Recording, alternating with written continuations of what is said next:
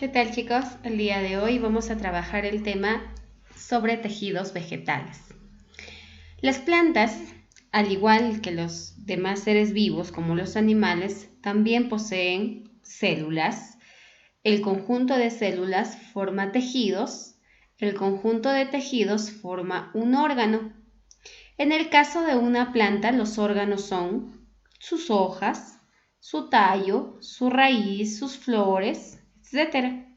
Y en el interior de cada uno de estos órganos se encuentran los tejidos que corresponden a los vegetales. Hablemos de cada uno de esos tejidos. Se van a clasificar en dos grandes grupos. Los tejidos jóvenes, obviamente que se encuentran en plantas jóvenes, en plantas que recién están en crecimiento. Y cuando esta planta logra su crecimiento total, se convierte en un tejido adulto. ¿Ya? Los tejidos jóvenes, o también llamados embrionarios, forma el tejido meristemático. Cuando este tejido ha llegado a su desarrollo completo, va a dar origen a todos estos tejidos. La planta tiene tejidos de protección, su nombre lo indica, ¿ve? Tejidos que van a proteger a la planta. Tejidos parenquimáticos van a ser aquellos tejidos que almacenan algunas sustancias en el interior de la planta. Tejidos de sostén, los tejidos que pueden mantener erguida a la planta.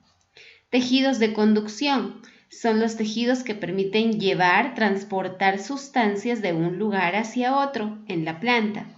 Y los tejidos secretores van a ser tejidos que permiten liberar determinadas sustancias de las plantas.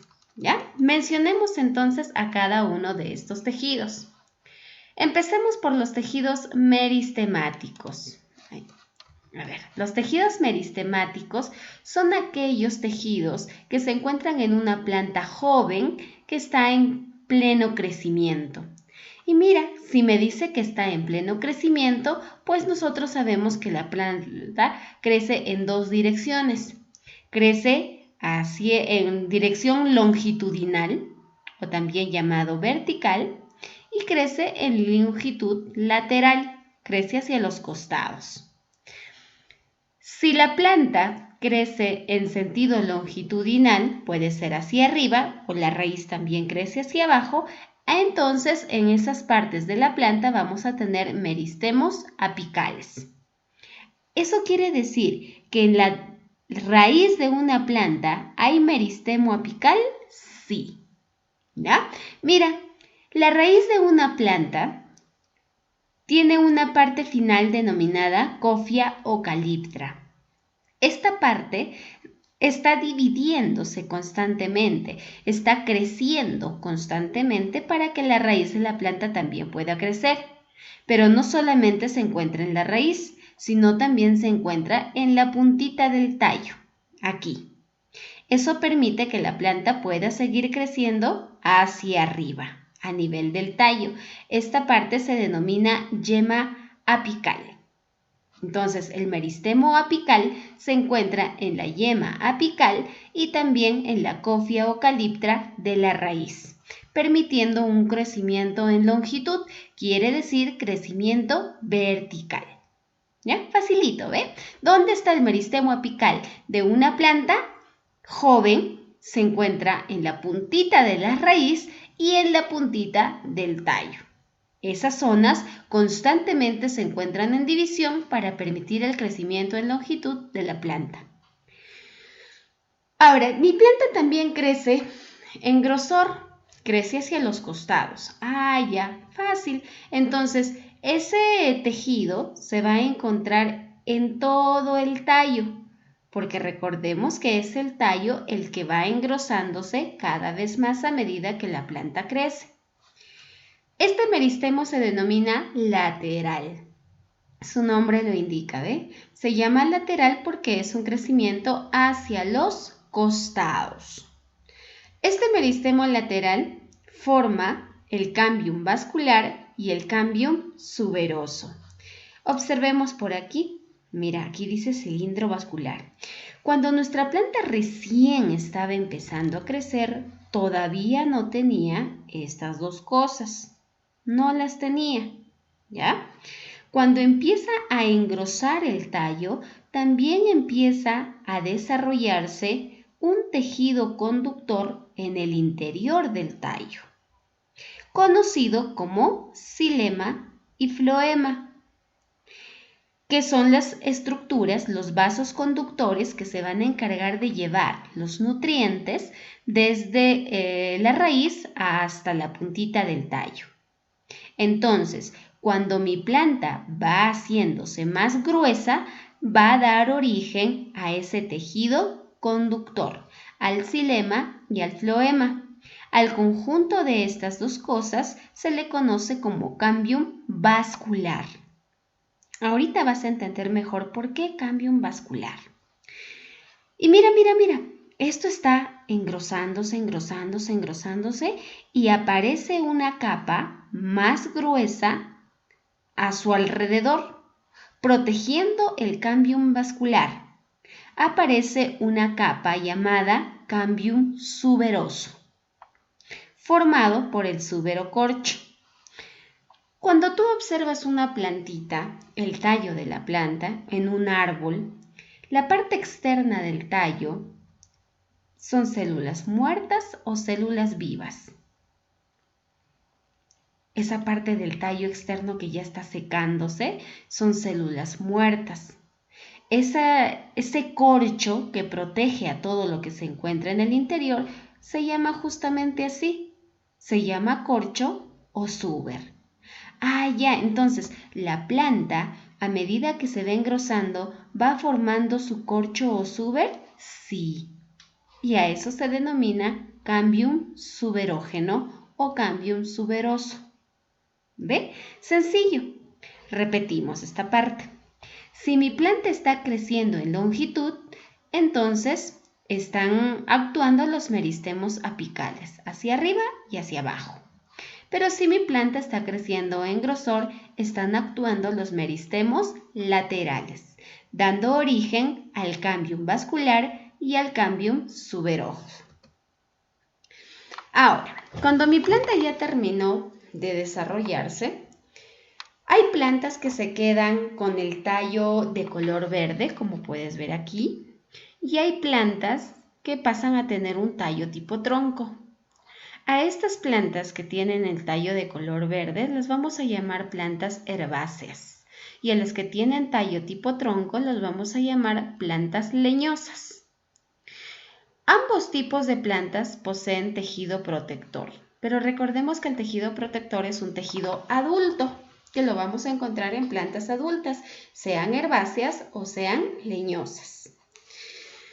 Si lo encontramos en una planta herbácea, ese tejido protector se va a llamar epidermis. Al igual que nosotros también tenemos la capa más externa de nuestra piel que se llama epidermis. Algo parecido le sucede a la planta. La capa más externa que está protegiéndolo se llama epidermis. Esta epidermis en la planta herbácea está formada por células vivas e incoloras sin clorofila. ¿Ya? Es una capa, miren aquí, es una capa delgada que no tiene coloración, es transparente. A esa capa delgada también la puedo llamar cutícula. Esta capa delgada permite la protección de la planta. Por otro lado, si mi planta es leñosa, entonces habrá formado un tejido protector llamado peridermis. Observen aquí, ¿ve? Ya. ¿Esto en qué es diferente con esto de acá? Estas son células vivas, mientras que estas son células muertas. Y hace ratito le habíamos dado un nombre, ¿recuerdas? Estas células muertas que se encuentran en la capa más externa de la planta se denomina suber o corcho. Las plantas leñosas tienen suber o corcho. Las plantas herbáceas no lo tienen, como puedes ver aquí. ¿Ve? Listo. Entonces, esa es la diferencia. Ahora, la epidermis de la planta herbácea, en la parte posterior, Observen, nosotros vemos cuando observamos a simple vista una hojita, vemos que esta es delgada. Pero si nosotros la viéramos al microscopio, veríamos todas estas capas. ¿Ve? Epidermis del haz y epidermis del embés. En la epidermis del embés se encuentran unos ojitos, ¿te acuerdas? Esos ojitos por donde ingresa el dióxido de carbono y por donde sale el oxígeno y el vapor de agua. ¿Cómo se llamaban esos ojitos ubicados en el embés de la hoja? Se llamaban estomas, ¿no es cierto? Ah, ya, sí recuerdas, lo hicimos la clase anterior. Los estomas se ubican en la epidermis, pero de plantas leñosas, perdón, de plantas herbáceas, ¿ya? Eso quiere decir que estas plantas respiran, estas plantas realizan fotosíntesis. Estas de acá también. Mira, pero este tallo está ya muerto, entonces ya no debe respirar. Sí respira.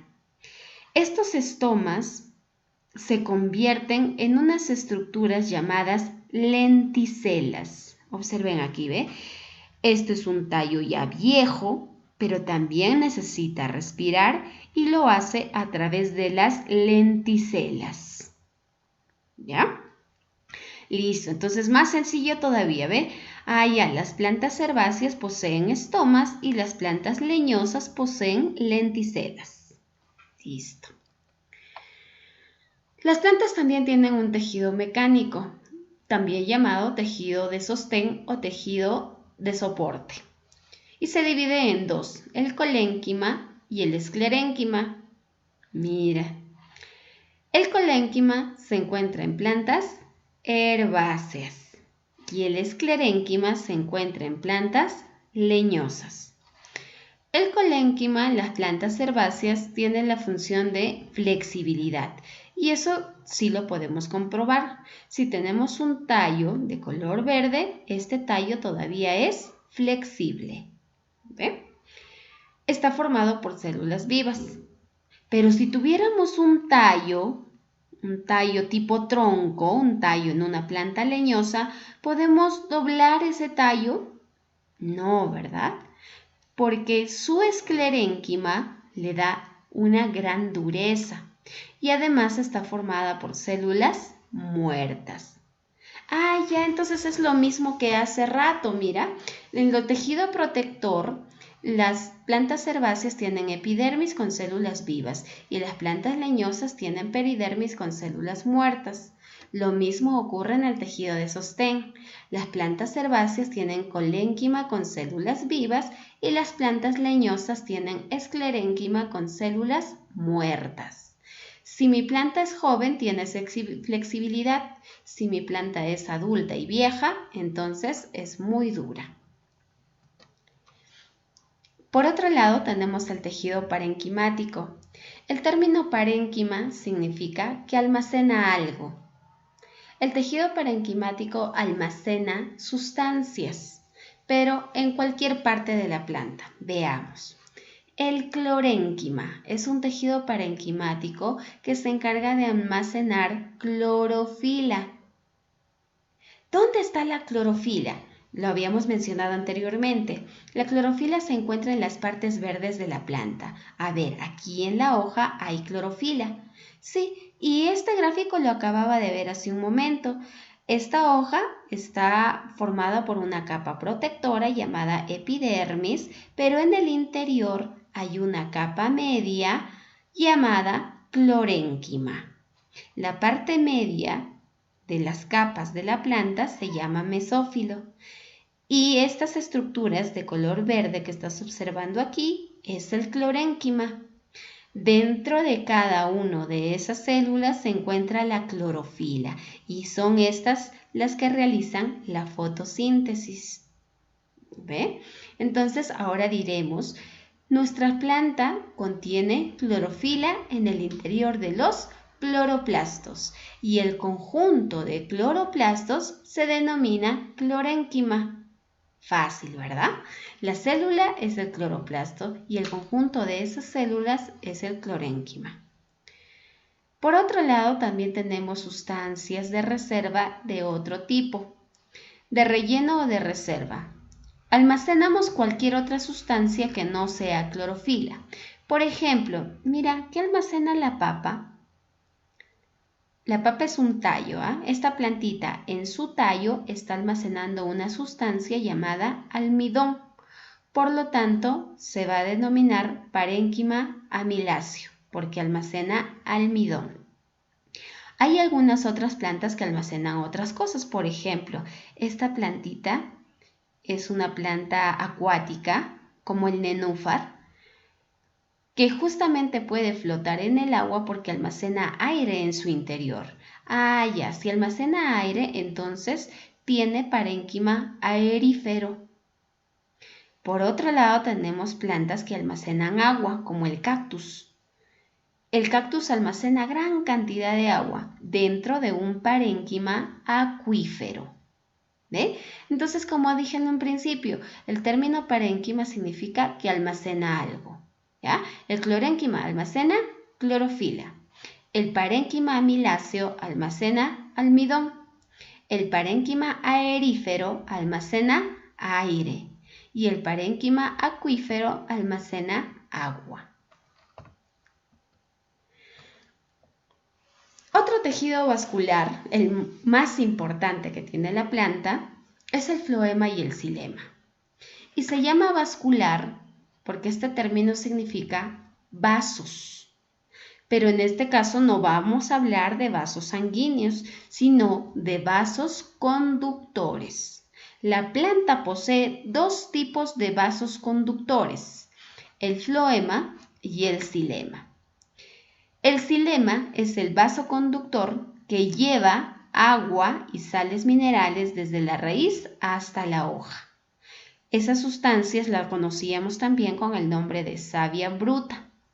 Y el xilema es un tejido que está formado por células muertas llamadas tráqueas. Aquí está, este es el xilema. Mira, ve, como puedes ver, eso es un vaso conductor. Acá tenemos 1, 2 vasos conductores representando al xilema. Alrededor del xilema, observemos en este tallo, el xilema está por dentro y el floema está por fuera. ¿Qué hace el floema? El floema está formado por células vivas, llamadas cribas o cribosas, como puedes observar acá. Estas son las cribas, ¿ya? Una vez que el agua y las sales minerales han llegado hasta la hoja, ahí se realiza el proceso llamado fotosíntesis, eso ya lo sabes tú. Y de la fotosíntesis se forma una sustancia llamada glucosa, ¿verdad? Y esa glucosa tiene que regresar hacia la raíz, ir hacia el tallo, ir hacia otras hojas, dándole alimento a toda la planta. Entonces, ¿quién se encarga de transportar esa savia elaborada? Es el floema. Recuerda, la savia elaborada es el otro término que utilizamos para nombrar a la glucosa. Su otro nombre, sacarosa. ¿Ve? Entonces, conclusión. El xilema está formado por células muertas llamadas tráqueas. Estas se encargan de transportar la savia bruta. El floema está formado por células vivas llamadas cribosas. Estas llevan la savia elaborada. Sencillo. Bien chicos, eso ha sido todo por nuestra clase hoy. En esta clase nos vemos hasta la próxima semana.